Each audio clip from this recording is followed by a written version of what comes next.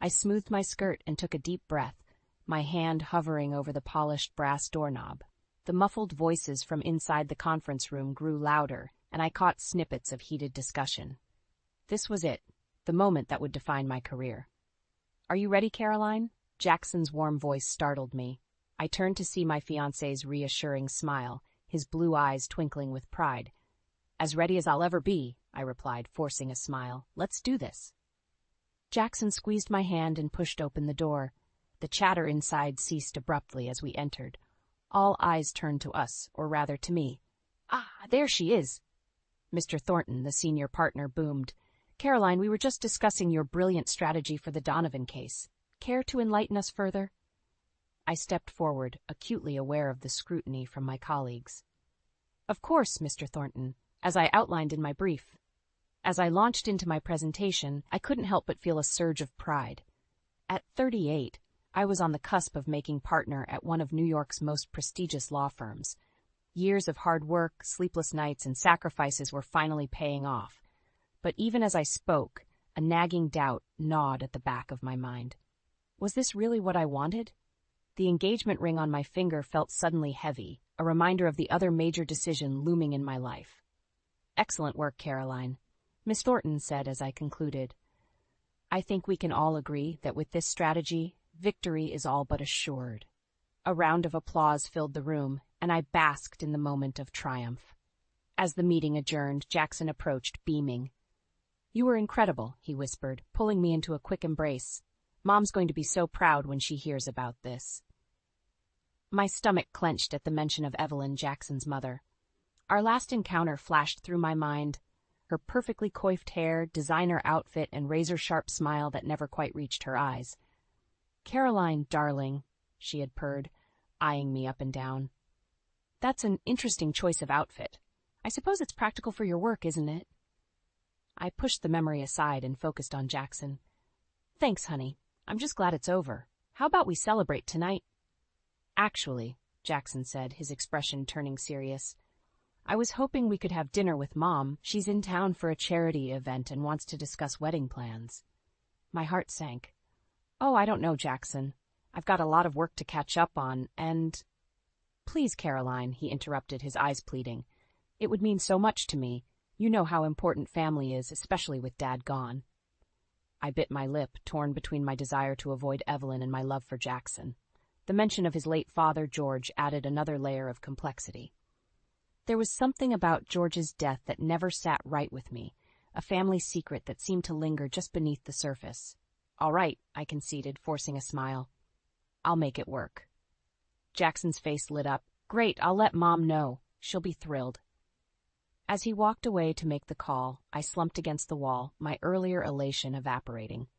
The thought of enduring another evening with Evelyn filled me with dread. But I loved Jackson, and if this was what it took to build a life with him, I would find a way to manage. Little did I know that this dinner would set in motion a chain of events that would challenge everything I thought I knew about love, family, and the price of ambition. As I gathered my things and headed back to my office, I couldn't shake the feeling that I was stepping onto a path from which there was no return. The restaurant buzzed with the quiet chatter of New York's elite, but all I could focus on was the sharp click of Evelyn's designer heels as she approached our table. Jackson stood, beaming, to greet his mother. "Mom, you look stunning as always," he said, kissing her cheek. Evelyn's eyes swept over me, her lips curling into a smile that didn't quite reach her eyes. "Caroline, dear, how nice to see you again." I stood, smoothing my dress. "Lovely to see you too, Evelyn. You look wonderful." "Oh, this old thing?" She waved a dismissive hand, diamond bracelet catching the light. "I just threw it on. Now tell me about this case you've been working on, Jackson. I hear it's quite impressive." As Jackson launched into an explanation of his latest legal triumph, I tried to quell the rising frustration in my chest. It was always like this with Evelyn. Jackson was the sun, and I was barely a distant planet in her eyes. "And what about you, Caroline?" Evelyn's sharp voice cut through my thoughts. "Any exciting cases on your docket?" I straightened, seizing the opportunity. "Actually, yes. I just won a major class action suit against—" "Oh, that's nice, dear," Evelyn interrupted, turning back to Jackson. Now about the wedding plans, I've been thinking. The rest of the dinner passed in a blur of thinly veiled criticisms and pointed questions about my family, my career aspirations, and whether I was truly prepared for the responsibilities of being a Thornton wife. As we waited for dessert, Evelyn leaned in, her voice low. "Caroline, I hope you understand the importance of family in our circle. The Thornton name carries certain expectations." I nodded, forcing a smile. "Of course, Evelyn, I completely understand. Do you?" Her eyes narrowed. "Because I'm not entirely convinced you're ready for this life. Jackson needs a wife who can support his ambitions, not compete with them." My breath caught in my throat. Before I could respond, Jackson returned from the restroom, oblivious to the tension. "Everything okay here?" he asked, sliding into his seat. "Just fine, darling," Evelyn cooed. "I was just giving Caroline some motherly advice." As we left the restaurant, Evelyn pulled Jackson aside for a private word. I hung back, my mind reeling from the evening's events. How could I marry into this family? How could I spend the rest of my life trying to measure up to Evelyn's impossible standards? "Caroline?" Jackson's voice snapped me back to reality. "Mom's invited us for brunch at her place tomorrow. I told her we'd be there." My heart sank. "Jackson, I don't know if that's a good idea. I have a lot of work to catch up on, and—" "Please, Caroline," he pleaded, taking my hands in his. "It means so much to Mom, and to me." I looked into his earnest blue eyes and felt my resolve crumble. "All right," I sighed. "We'll go." Later that night, as Jackson slept peacefully beside me, I stared at the ceiling, my mind racing. There was something about Evelyn's behavior that didn't add up. The way she clung to Jackson, the secretive glances, the veiled comments about family expectations, it all pointed to something deeper, something hidden. And then there was the matter of Jackson's late father, George. Evelyn rarely spoke of him, and when she did, it was with a strange mix of reverence and, was it guilt? I couldn't shake the feeling that there was more to the story of George's death than I'd been told. As dawn broke, I made a decision. I would go to brunch, but this time I'd be prepared. I reached for my phone, opening the voice recorder app. If Evelyn wanted to play games, I'd make sure I had evidence of every word. Little did I know, this simple act of self-preservation would set in motion a chain of events that would unravel the very fabric of the Thornton family and change my life forever. The shrill ring of my phone pierced the quiet of my office. Jackson's name flashed on the screen, and I felt a mix of excitement and dread. "Caroline, I've got news," he said, his voice tinged with excitement. "The firm's sending me to London for 3 months to handle the Blackstone merger." My heart skipped a beat. 3 months? Wow, Jackson, congratulations.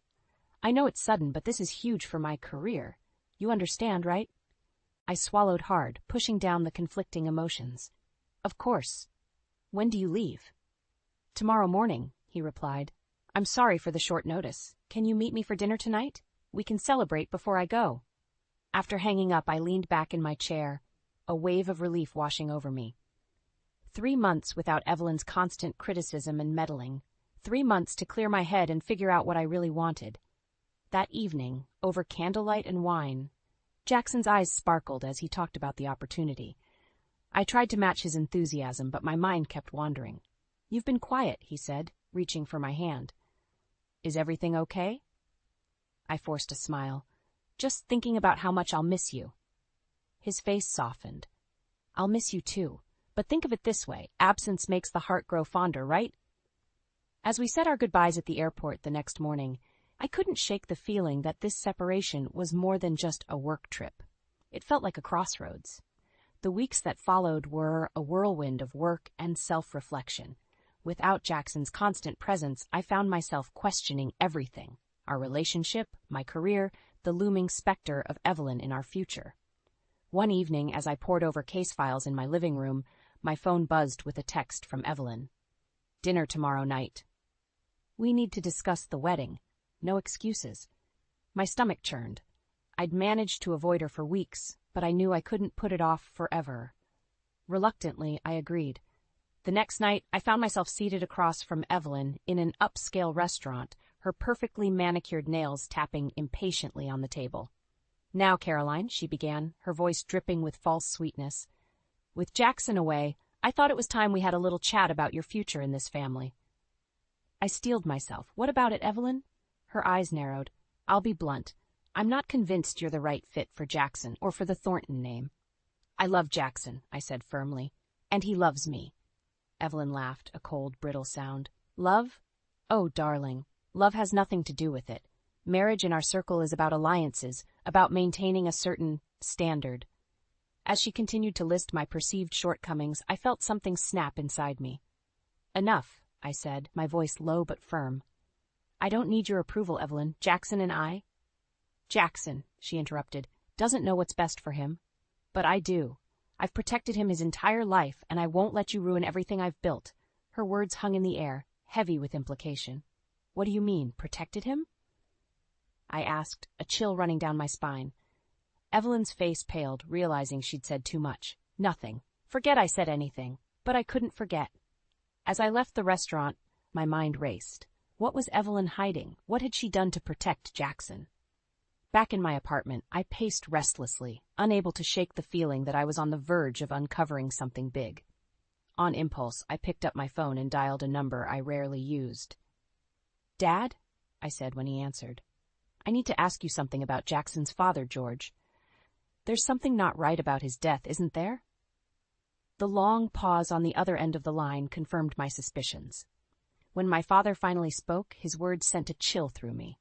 Caroline, honey, he said gravely, there's something you need to know about the Thorntons, something that could change everything. As I listened to my father's revelation, I realized that my engagement to Jackson was about to become far more complicated than I could have ever imagined. The moment Jackson's plane touched down, my stomach twisted into knots. 3 months apart had done little to quell my anxiety about our future, especially after my father's cryptic revelations about the Thornton family. As I waited at the arrivals gate, my phone buzzed with a text from Evelyn. Dinner at our house tonight. No excuses. I grimaced, shoving the phone back into my pocket, just as Jackson emerged, his face lighting up at the sight of me. Caroline, he swept me into his arms, the familiar scent of his cologne washing over me. God, I've missed you. I melted into his embrace, momentarily forgetting my worries. I've missed you too. As we drove home, Jackson chattered excitedly about his time in London, but my mind was elsewhere. How could I tell him about my suspicions, about the conversation with my father? Caroline, Jackson's voice snapped me back to reality. Are you okay? You seem distracted. I forced a smile. Just tired. It's been a long day. He nodded, then reached into his pocket. Well, maybe this will wake you up. My heart stopped as he pulled out a small velvet box. Jackson, what? I've been thinking a lot while I was away, he said, his eyes shining, and I realized I don't want to waste another moment. Caroline, will you marry me? The world seemed to tilt on its axis. I stared at the glittering diamond, my mind racing. This was everything I'd thought I wanted, but now. Jackson, I began, but was cut off by his phone ringing. It's Mom, he said, answering. Hi, Mom. Yes, we're on our way. See you soon. He hung up, turning to me with an apologetic smile. Sorry about that. Mom's excited for dinner. We can celebrate our engagement there. My protest died on my lips as we pulled up to the Thornton mansion. Evelyn stood in the doorway, her smile not quite reaching her eyes. Welcome home, darling, she cooed, embracing Jackson. Her gaze flickered to me, then to the ring box in Jackson's hand. Her smile tightened. I see congratulations are in order. Throughout dinner, I felt like I was suffocating. Evelyn dominated the conversation, half peppering Jackson with questions about London while pointedly ignoring me. I pushed my food around my plate, the weight of the unspoken secrets pressing down on me. So have you set a date? Evelyn asked, her tone deceptively light. Mom, I just proposed an hour ago, Jackson laughed. Well, it's never too early to start planning, she insisted. I was thinking a June wedding at the country club. Caroline, dear, I hope you don't mind if I take charge of the arrangements. After all, I have so many connections. Something inside me snapped. Actually, Evelyn, I do mind. The table fell silent. Jackson looked at me, bewildered. Caroline? I took a deep breath. There's something we need to discuss, all of us. Evelyn's face paled. I don't think this is the time or place. It's exactly the time and place, I interrupted, turning to Jackson. Your father's death, it wasn't an accident, was it? Jackson's fork clattered to his plate. What are you talking about? I steeled myself. My father told me some things. about George, about your family's history. And I think your mother has been keeping secrets from you." "That's enough," Evelyn shrieked, standing abruptly. "I won't sit here and listen to these baseless accusations." But Jackson's eyes were locked on mine, confusion and hurt swirling in their depths. "Caroline, what do you know?" I reached for his hand, ignoring Evelyn's protests. "Jackson, I love you. But before we can move forward, we need the truth, all of it." The air crackled with tension as Jackson looked between his mother and me. In that moment, I knew our relationship hung in the balance. Whatever came next would change everything. "All right," Jackson said quietly. "Let's hear it. All of it." As I prepared to reveal what I knew, I silently prayed that our love would be strong enough to weather the storm that was about to break. The tension in Evelyn's lavish living room was palpable as Jackson and I settled onto the plush sofa. Evelyn perched on her favorite armchair, her eyes darting between us like a cornered animal. "I don't understand why we're here," Jackson said, his voice tight. "Caroline, you said you had something to tell me about my father's death. What's going on?" I took a deep breath, steeling myself. "Jackson, Now," Evelyn interrupted, her voice sickly sweet. "Let's not ruin this lovely evening with unpleasant topics. Caroline, dear, why don't you tell us about your latest case instead?" I felt a surge of anger. "No, Evelyn, we're here to talk about George." Evelyn's smile faltered. "I don't see why we need to dredge up the past.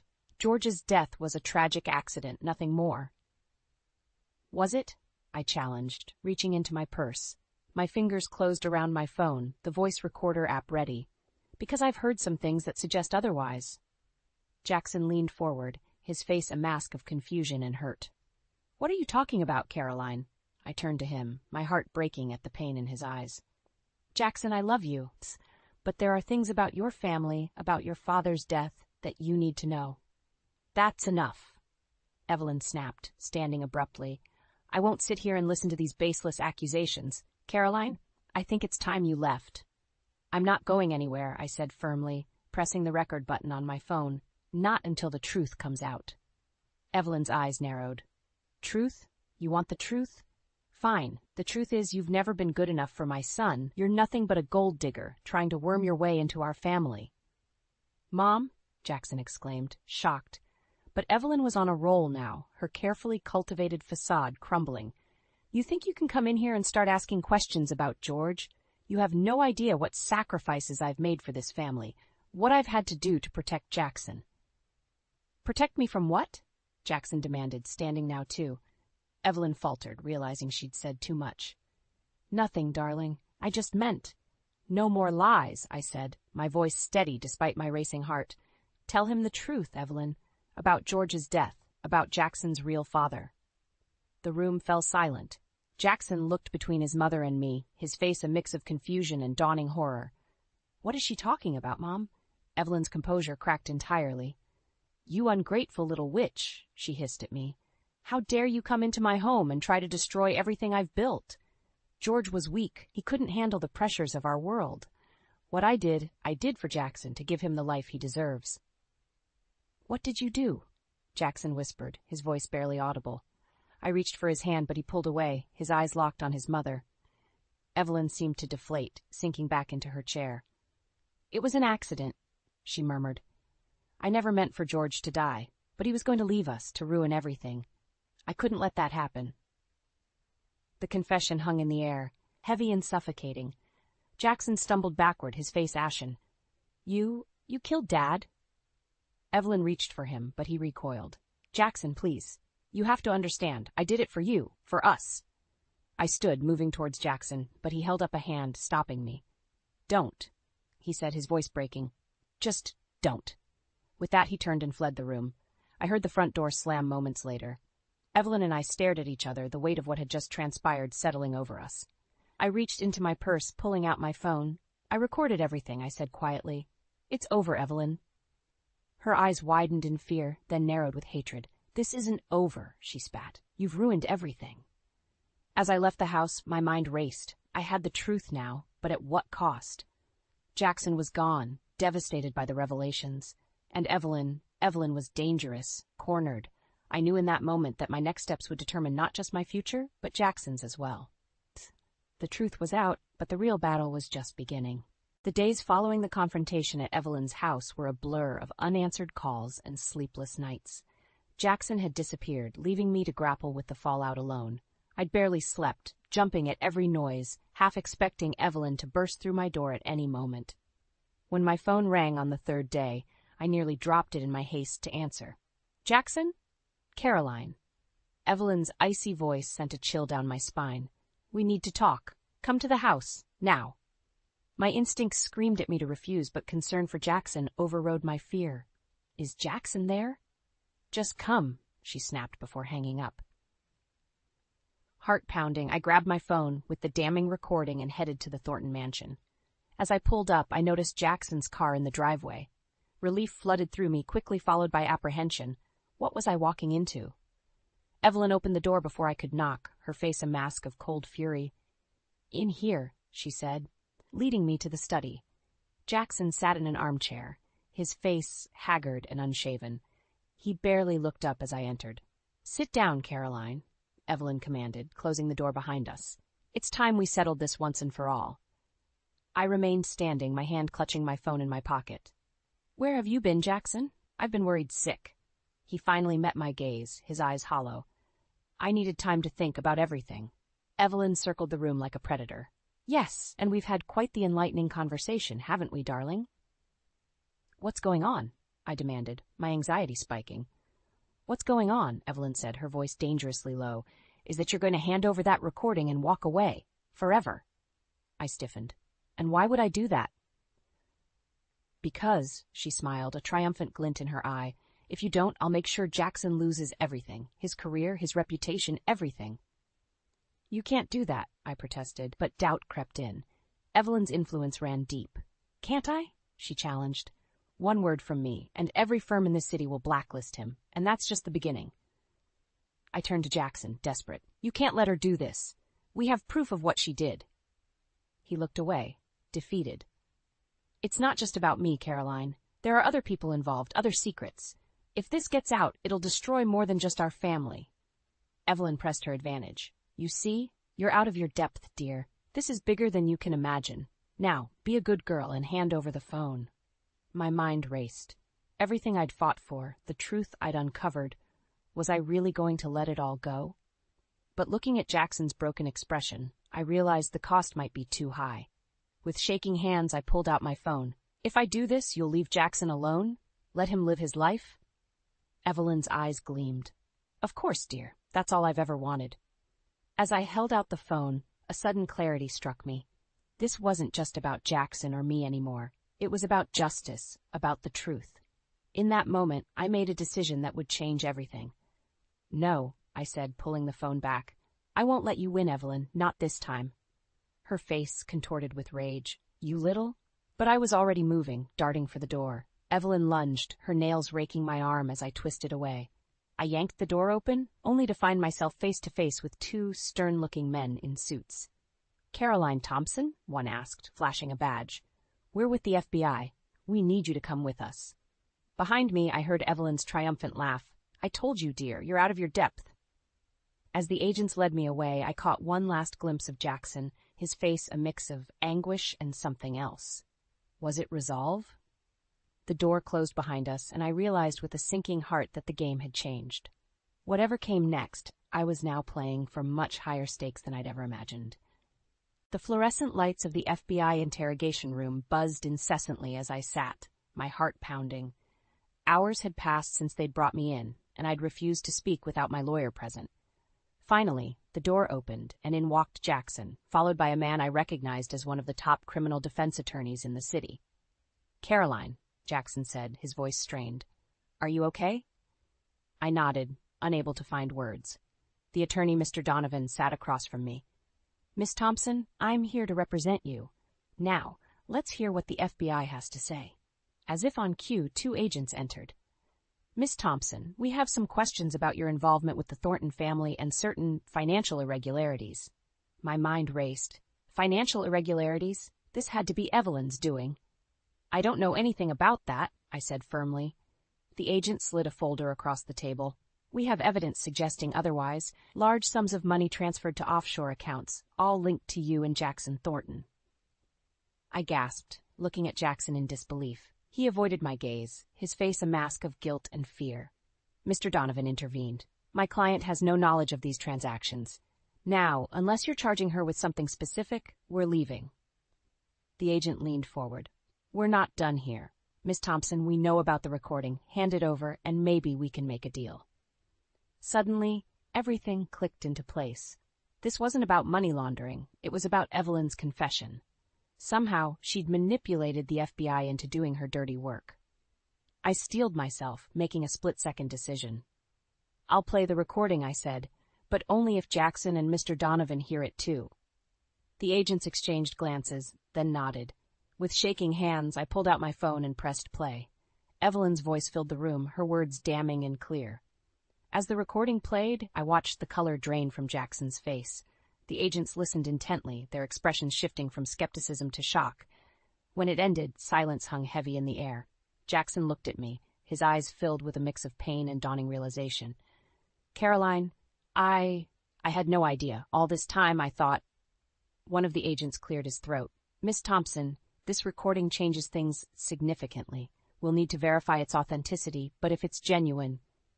It is, I said firmly, and I'm willing to testify to everything I know. Mr. Donovan leaned in. My client has clearly been the victim here. Any charges against her should be dropped immediately. The next few hours were a whirlwind of statements, paperwork, and hushed conversations. By the time we left the FBI building, the sun was rising, casting a surreal glow over the city. Jackson and I stood on the sidewalk, the weight of everything that had happened pressing down on us. What now? I asked, my voice barely above a whisper. He ran a hand through his hair, looking more vulnerable than I'd ever seen him. I don't know. Everything I thought I knew, it's all been a lie. My whole life, my family. I reached out, taking his hand. We'll figure it out together, if that's what you want. He squeezed my hand, a glimmer of the man I fell in love with shining through. It is. But Caroline, there's more you need to know. About my father, about who I really am. Before he could continue, a sleek black car pulled up beside us. The window rolled down, revealing Evelyn's face, twisted with fury. This isn't over, she hissed. You have no idea what you've done, what you've set in motion. As the car sped away, I felt a chill run down my spine. Jackson pulled me close, his body tense. We need to go somewhere safe, he said urgently. There are people who will do anything to keep the truth buried. Looking into his eyes, I realized that while we'd won this battle, the war was far from over. The truth about Jackson's paternity, the full extent of Evelyn's crimes, it was all still lurking in the shadows, waiting to be uncovered. As we hurried down the street, I knew that our next steps would determine not just our future, but the fate of the entire Thornton legacy. The final confrontation was coming, and we had to be ready. The Thornton estate loomed before us, its grand facade now seeming more like a mausoleum than a home. Jackson's hand trembled in mine as we approached the front door. Inside we could hear raised voices, Evelyn and George, locked in a heated argument. Are you ready for this? I asked Jackson softly. He nodded, his jaw set. It's time for the truth, all of it. We entered without knocking. The shouting ceased abruptly as Evelyn and George turned to face us.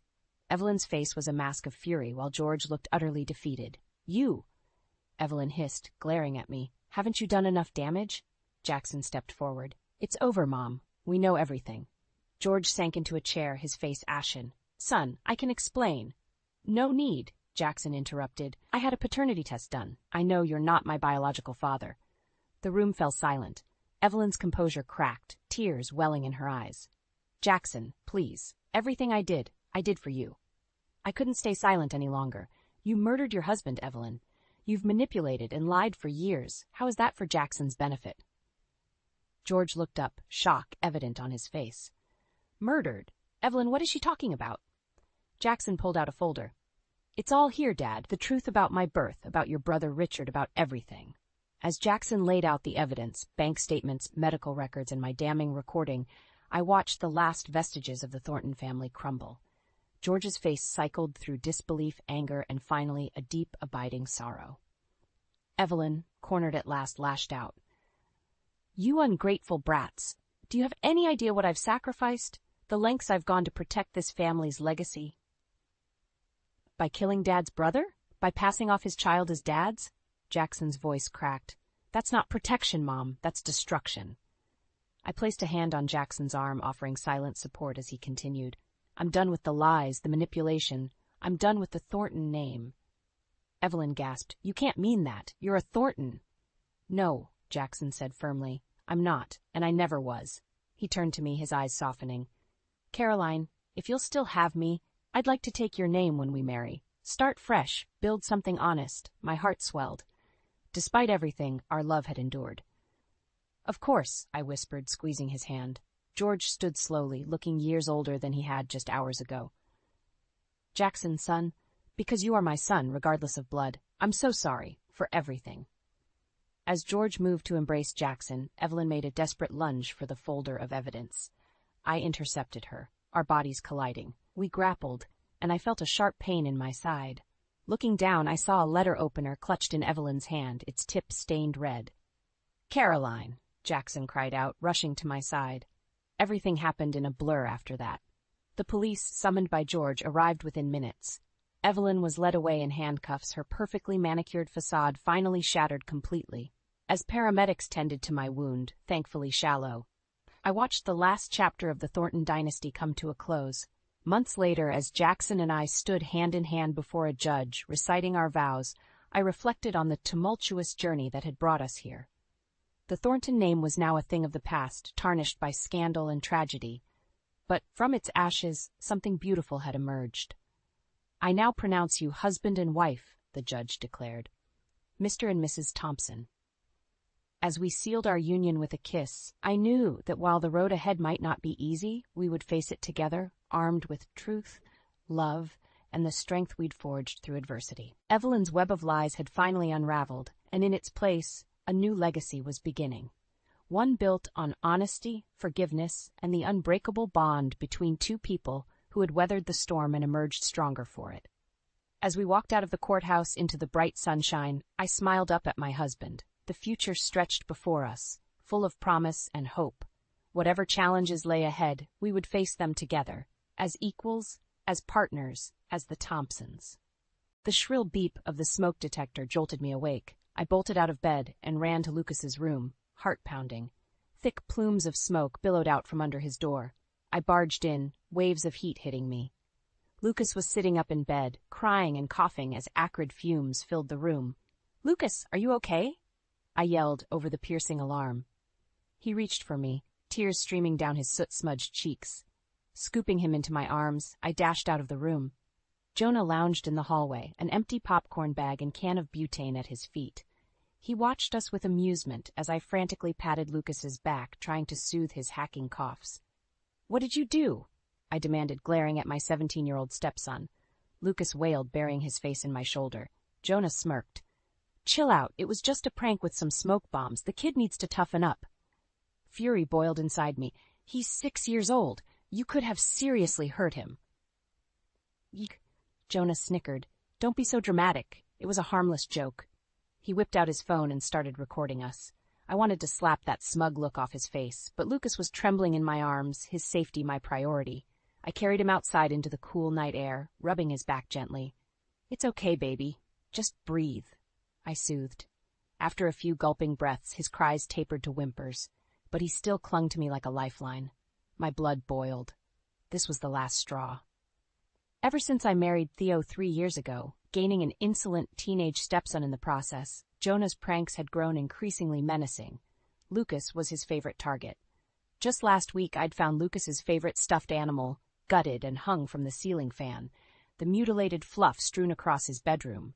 Jonah had dismissed it as childhood fun and games when I confronted him.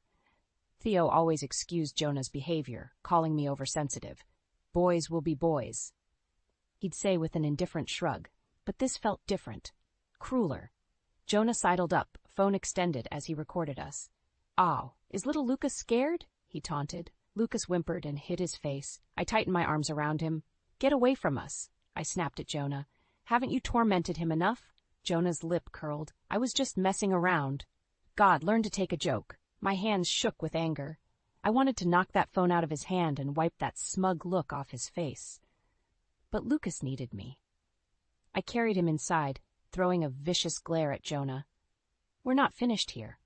After settling a sniffling Lucas in my bed and checking for any signs of smoke inhalation, I stormed back outside. Jonah lounged against the porch railing, chuckling over his phone, probably already posting the video online to further humiliate Lucas. "Just what the hell do you think you're doing?" I shouted. He glanced up with a casual sneer. "It was a prank. Don't get your panties in a twist."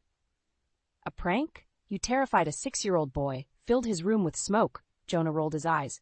"Don't be so dramatic. Can't you take a joke?" I clenched my fists, nails digging into my palms. "This isn't funny. Your bullying has to stop. Do you hear me?" He let out an exaggerated yawn. "Don't tell me how to live my life. You're not my mother. As long as you're under my roof, you'll show Lucas respect." I held his challenging stare. "If this continues, there will be consequences." Jonah's lip curled in a derisive sneer. "Ooh, I'm so scared. What are you going to do? Ground me?" He laughed mockingly. Fury boiled inside me, but I wouldn't give him the satisfaction of a reaction. I turned on my heel and went back inside to comfort Lucas, knowing this was far from over. Jonah's cruelty demanded retribution. If Theo refused to discipline his son, then I would handle this my way. The next morning, I recounted the smoke bomb incident to Theo over breakfast. He sat sipping his coffee, shrugging indifferently, as I described Jonah's malicious prank. "Boys will be boys," he said dismissively. "I'm sure Jonah didn't mean any real harm. He just wanted to have some fun." I stared at him in disbelief. "Fun? He terrified a 6-year-old, filled his room with smoke." Theo waved his hand. "You're overreacting. Lucas needs to toughen up." My anger surged. I pointed an accusing finger at him. "This is your son we're talking about. Aren't you going to discipline him?" Theo's eyes flashed with annoyance. "Don't tell me how to parent my own kid. If I talked to you that way about Lucas, you'd have my head." I took a deep breath, trying to rein in my frustration. Ever since I married Theo, he'd undermined my authority with Jonah, encouraging his son's insolence. Things were only getting worse.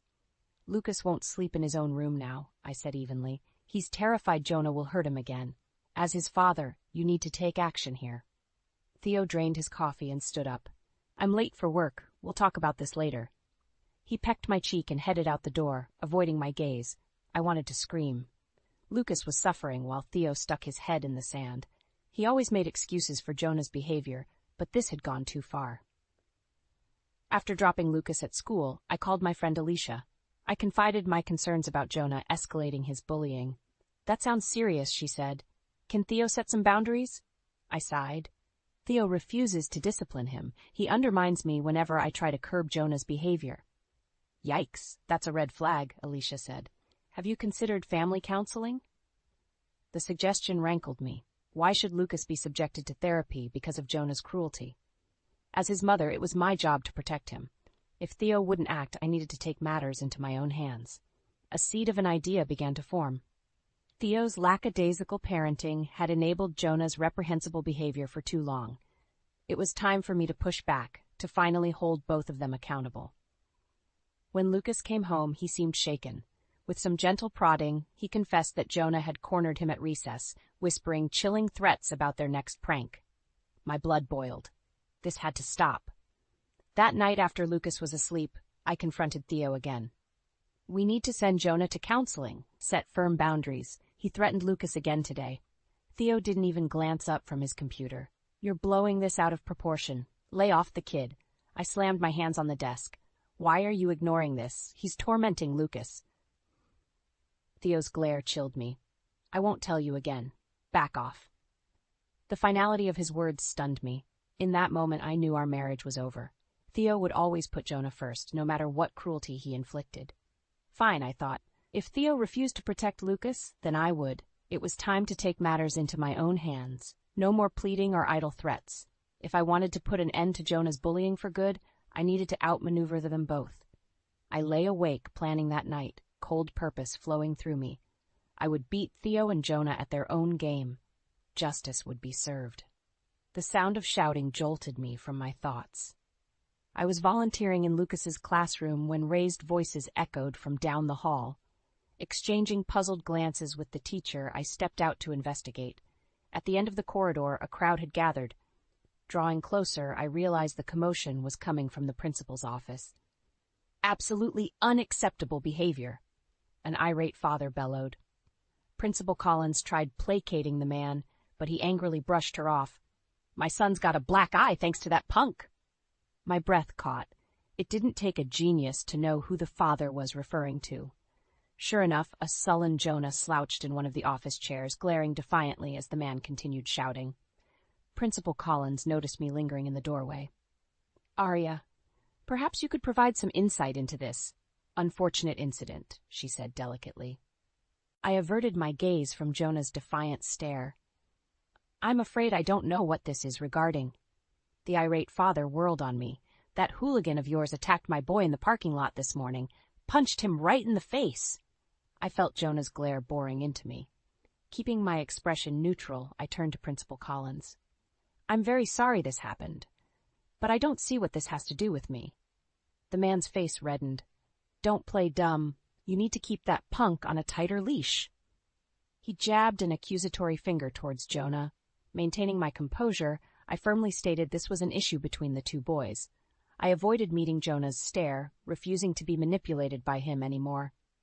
After diffusing the situation, I returned to Lucas's classroom. But inwardly, my mind raced. Clearly, Jonah's bullying had not only escalated, but gone public. I needed to take action before Lucas became his next victim at school. That afternoon, I confronted Theo, urging us to present a united front on discipline. But true to form, he refused to even discuss the incident at school today. It's none of our business, he said indifferently. Let the principal handle it. I gaped at him. Jonah assaulted another child. We need to intervene before this escalates. Theo turned on me, eyes blazing. You always undermine my parenting, overstepping your bounds with my son. He jabbed his finger at me. Jonah is my responsibility, not yours. His words cut me deeply. I fought to keep my voice steady. Lucas's safety is my priority. If Jonah is bullying others, it's only a matter of time before he targets Lucas again. Theo crossed his arms. You're being paranoid. Lucas needs to toughen up and handle things himself. I stared at him in disbelief. He's 6 years old. Jonah is practically an adult. Why are we subjecting a little boy to his abuse? That's enough, Theo shouted. I won't have you question my parenting anymore. Stay out of matters with Jonah. He stormed off, leaving me shaking with frustration. Once again, Theo refused to acknowledge the severity of Jonah's behavior. He was delusional, blinded by his loyalty to a son who refused any accountability. Meanwhile, Lucas was suffering, his innocence being chipped away by Jonah's malicious actions. If Theo wouldn't protect Lucas, then the duty fell to me. After today's confrontation at school, it was clear this dysfunction couldn't be fixed from within our broken home. I needed to look for justice elsewhere. I awoke to muffled sobs coming from Lucas's room. Heart clenching, I rushed down the hall to check on him. I found Lucas curled up on the floor, hugging his knees as he cried. Shredded paper was strewn all around him, the remnants of his beloved comic book collection. Lucas, what happened? I asked gently, sitting down and pulling him into my lap. He buried his face in my shoulder. Jonah came in and ripped up all my comic books, he whimpered. I stiffened, stroking his hair as I surveyed the destruction. Jonah had decimated Lucas's prized possession, leaving the colorful scraps littered across the carpet. There, it'll be okay, I soothed, while rage burned inside me. This had Jonah's cruelty written all over it. Just then, Jonah's mocking voice sounded from the doorway.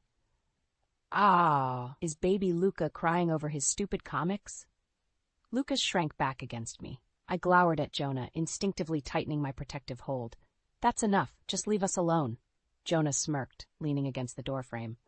Those kitty comics were dumb anyway. Luca needs to grow up. Blood pounded in my ears. You had no right to destroy his belongings. Get out! Make me, Jonah sneered. Don't tell me how to live my life. I trembled with rage. This insolent punk had the audacity to torment Lucas right under our roof. I wanted to slap that smug look off his face. Jonah laughed coldly. God, you two need to lighten up. They're just stupid comics.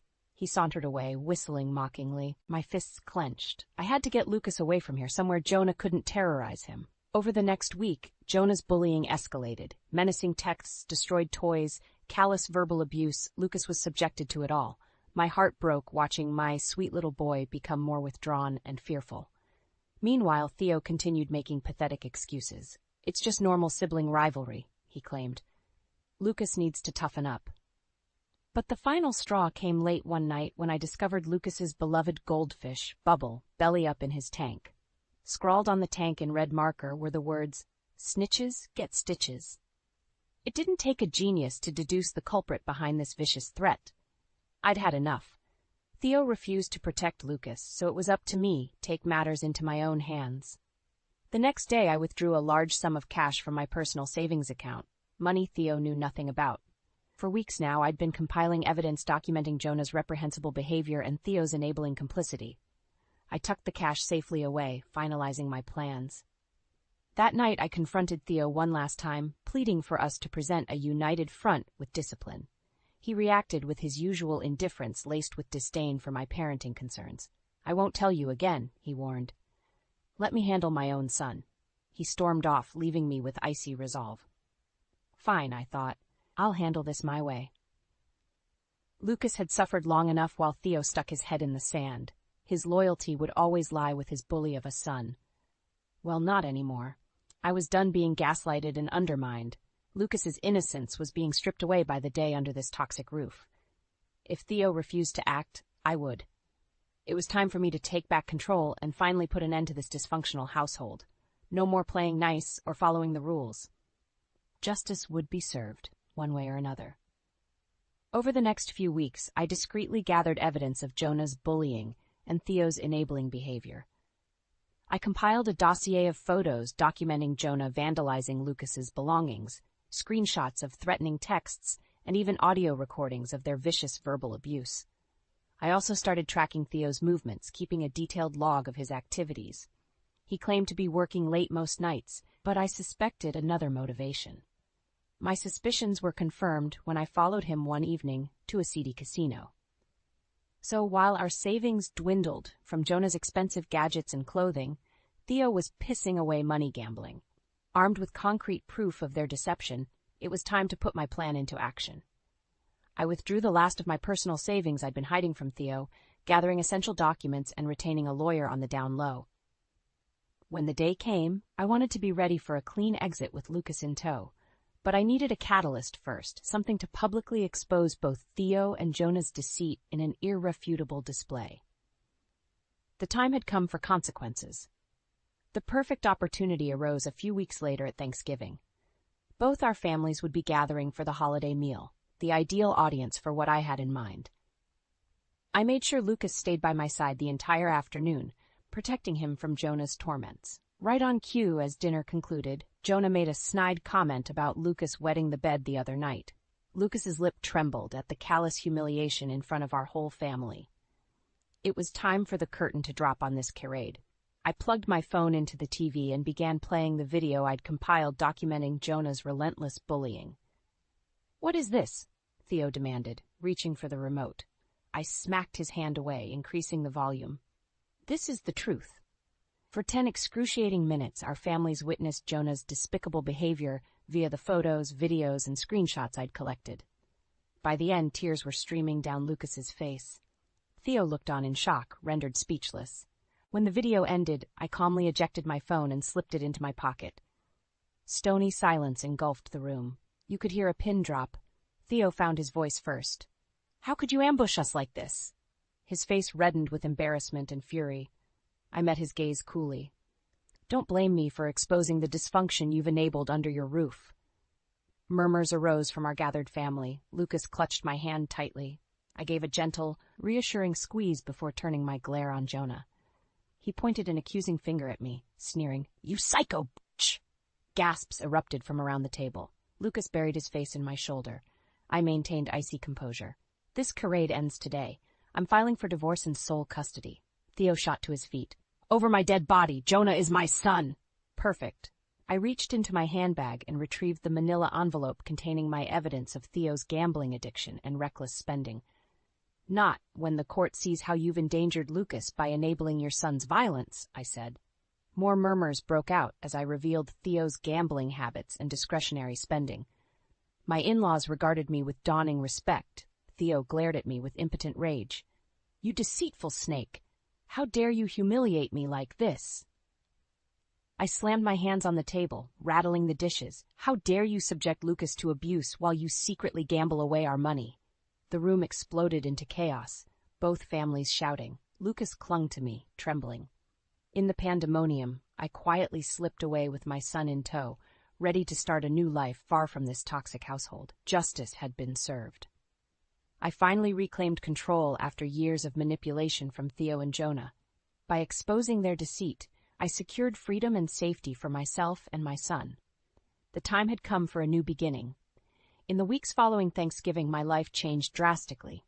I filed for divorce from Theo and obtained a restraining order against Jonah. After years under their toxic roof, Lucas and I moved across the country to start fresh. It felt liberating finally breaking free from that dysfunction. But the fight wasn't over yet. I still had a custody battle looming against Theo, and knowing him, he wouldn't let go of Lucas without a war. Sure enough, Theo sent threatening emails declaring he'd fight me to the grave for custody. I braced myself for a bitter clash in family court. This time, I had right on my side. The day of our hearing arrived. Dressed in my best suit, I held Lucas's hand tightly as we entered the imposing courtroom. Theo sat at the front table wearing an arrogant smirk that made my blood boil. "All rise for the Honorable Judge Collins," called the bailiff. I squeezed Lucas's hand gently as we stood. Today, justice would finally prevail. Judge Collins peered over her spectacles. "This hearing is to resolve the matter of custody for minor child Lucas Walker, as well as the division of assets between Arya and Theodore Walker. Are both sides ready to proceed?" "Yes, Your Honor," I spoke clearly. Theo nodded, glaring daggers at me. For the next few hours, we presented evidence and testimony supporting our respective sides. I recounted numerous incidents detailing the abuse and endangerment Lucas suffered under Theo's roof, providing recordings and statements as proof. In contrast, Theo's case relied solely on arrogant entitlement, insisting blood relation alone made him most fit as a father. He cut an increasingly flustered figure, bravado melting under the onslaught of facts I presented exposing his parental negligence. Finally, Judge Collins held up a hand for silence. "I believe I've heard sufficient testimony to reach a decision." She peered over her glasses at Theo and I. "In the matter of Lucas Walker, full legal and physical custody is hereby granted to Arya Walker." Elation surged through me. "Yes!" I cried out, while Theo shouted in protest. The judge's gavel silenced him. "Furthermore, I am granting Arya Walker's request for child support from Theodore Walker in the amount of $1,200 monthly until Lucas turns 18. Theo's face turned an ugly purple shade. "This is outrageous. You can't do this to me." Judge Collins stared him down. "You subjected an innocent child to abuse by enabling a violent environment. Consider yourself lucky you aren't also facing criminal charges." Theo pointed a trembling finger at me. "You'll pay for this, I swear." The bailiff stepped forward. "Sir, that sounded like a threat. I must ask you to take your seat." Sinking back down, Theo buried his face in his hands. I maintained a dignified composure, determined not to sink to his level. I had taken the high road every step, presenting only facts and maintaining grace under pressure. In the end, justice spoke for itself. As Theo was escorted from the courtroom, Judge Collins gave me an approving nod. I scooped Lucas into my arms, showering his face with kisses. We had triumphed over deceit and abuse, securing a peaceful life for ourselves far from toxic influences. Good had prevailed. In the following days, I savored sweet victory. Reports came in of Theo sinking further into debt now that I had cut him off from my savings. Meanwhile, Jonah had been arrested for assaulting a classmate and was now facing criminal charges plus mandatory therapy. His reign of terror had finally ended.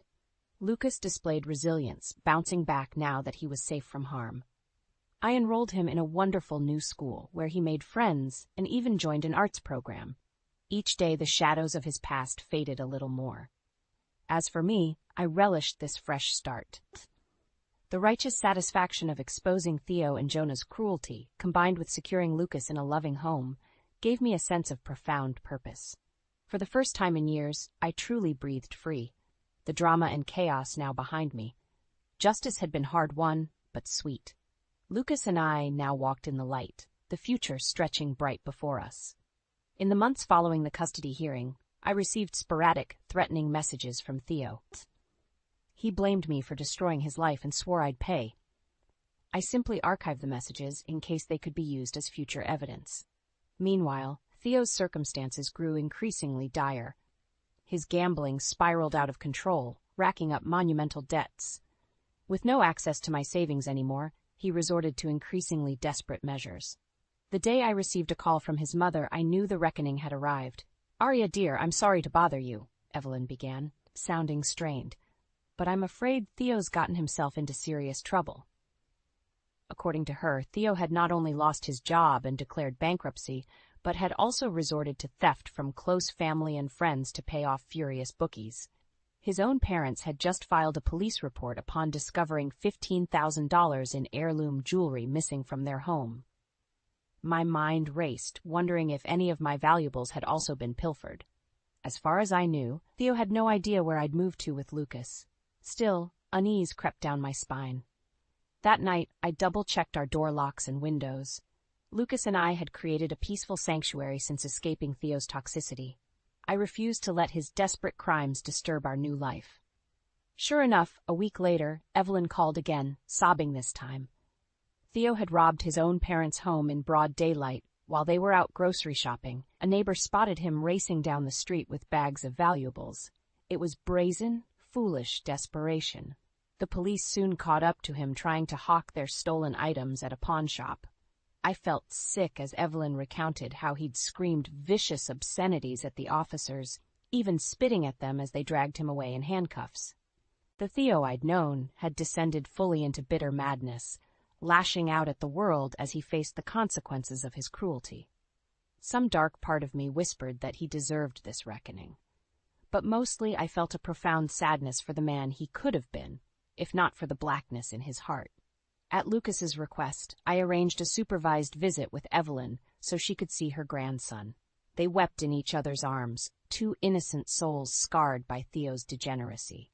It solidified my decision to move on fully, leaving Theo's darkness firmly in the past.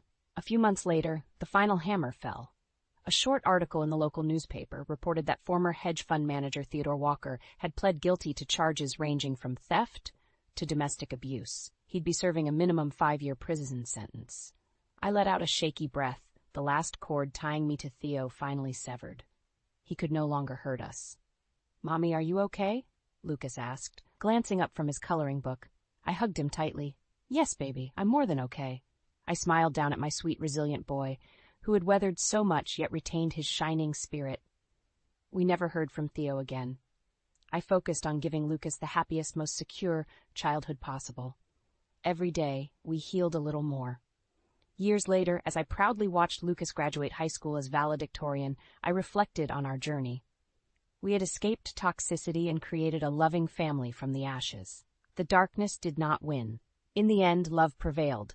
Our scars made us stronger and brought us closer together. And though the road was long, we healed by walking it hand in hand. Lucas was, and always would be, my guiding light. The day I watched Lucas walk across the stage to accept his high school diploma, my heart swelled with pride. My sweet boy had blossomed into an intelligent, kind young man despite the cruelty he once endured. Seeing him grin as he clutched that hard-earned diploma stirred a profound mix of emotions: happiness, relief, satisfaction, and most powerfully, vindication. We did it, I thought. We survived the toxic storm and came out wiser on the other side. After Lucas's graduation ceremony, we went out to dinner with Evelyn to celebrate. She squeezed his hand, blinking back proud tears. "You did so well, Lucas.